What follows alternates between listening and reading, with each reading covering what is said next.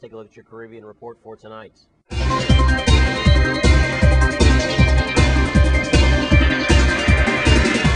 We start in Haiti, where Michael Martelly was sworn in on Saturday as president of Haiti in a ceremony at the capital of Port-au-Prince. Martelly, who in March won the second round of runoffs in the presidential election, succeeds René Préval as president. In welcoming Haiti's first ever transfer of power from one democratically led president to another, the United Nations has urged the country's new leader, his government, and the people of Haiti to harness this political goodwill to rebuild a new Haiti. In a press statement issued on Saturday, the UN peacekeeping mission in Haiti congratulated Martelly on an inauguration and the people of Haiti for a lesson in civic maturity during this lengthy election process. And in Kingston, Jamaica, it is with sad news to report that Lloyd Knibb, an influential Jamaican drummer who played with the Skatalites and helped develop the scat beat, died at the age of 80. He suffered from liver cancer.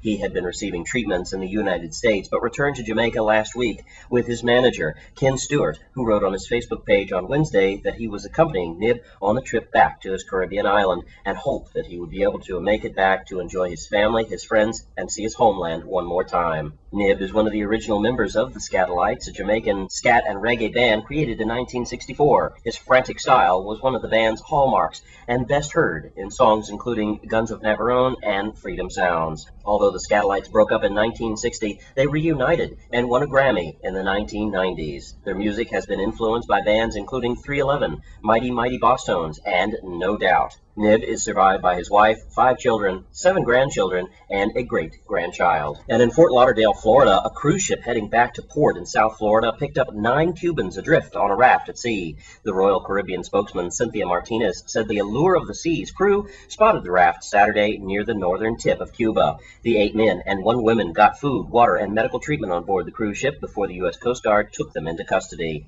One family taking the cruise tells the Miami Herald that the ship captain announced the rescue to passengers. It is said that from the side of the cruise ship, the raft looked rickety and tiny. Cubans picked up at sea are generally returned to Cuba. The cruise ship was headed to the Port Everglades at the end of the 7-day trip on its Caribbean cruise. And in Antigua, June promises to be a very special month for regional film lovers as HAMA, Howard and Mintz Allen, will premiere their 4th and most ambitious movie, The Skin, a supernatural thriller written by Howard Allen. The Skin is a modern storytelling filled with Caribbean folklore about Michael and Lisa, who are a young married couple on the verge of losing their home. Their luck changes when Michael, while on a photo shoot at the historic Betty's Hope estate, discovers an ancient vase and sells it to an antique dealer. The couple gets time to celebrate their good fortune before strange things begin to happen. They are introduced to a Jamaican mystic, Carl Bradshaw, who informs them that the ancient relic was not really a blessing, but a curse. Fans of the HAMA work did not have to wait long, as the trailer and behind-the-scenes footage started airing on the local ABS and cable television network May 11th.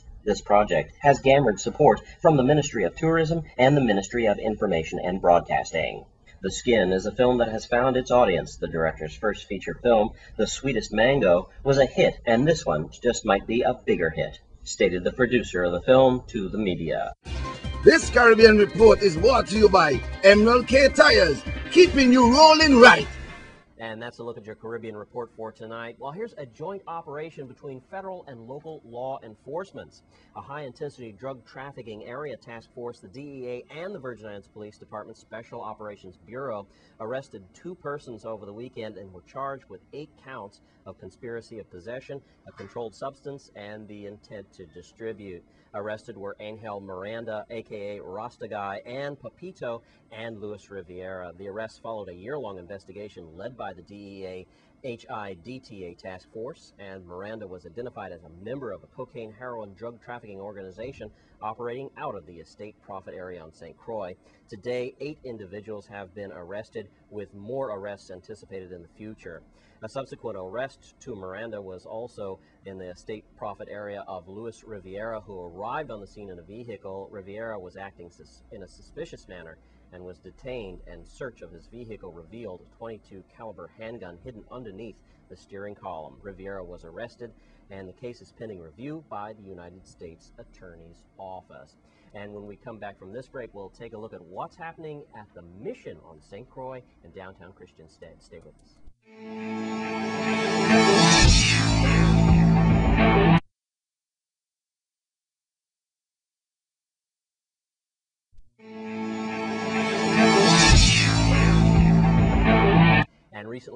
the St. Croix Rotary talked about an upcoming function that will assist the Lighthouse Mission in Christiansted. I got the opportunity to meet with Lionel Downer as well as Debbie Cullen on the situation. Well, I'm here in Times Square with one of St. Croix Christiansted's great monuments. That's the Lighthouse Mission.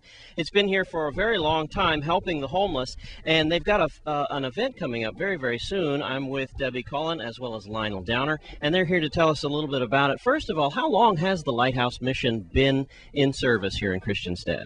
Well, actually, it was registered in 2002, so we're around 8, 9, 10 years old, right in that vicinity. And Lionel, I understand that you and Rotary are getting together to help out with the Lighthouse Mission for an upcoming event? That's correct, Jerome.